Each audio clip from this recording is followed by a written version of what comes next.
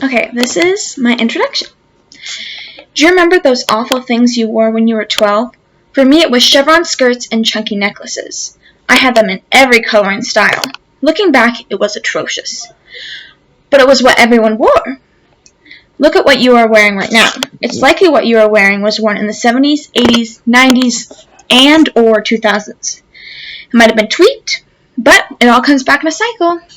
One thing that is always consistent is fashion. No matter where or who you are, you have to decide what to wear. We are affected by fads, trends, and the media. If you pick any point in time, you can point out different trends and styles that were popular and are probably popular now. Fashion evolves over time. Things we wear today are influenced by past decades. Trends recycle over time. That's my introduction. Now here's my conclusion. Picture this. It's 15 years in the future and your daughter comes downstairs. She's wearing a chevron skirt and a chunky necklace. The horror. She said that's the new trendy thing. That same exact outfit you wore to beehives has come back. This is how fashion works.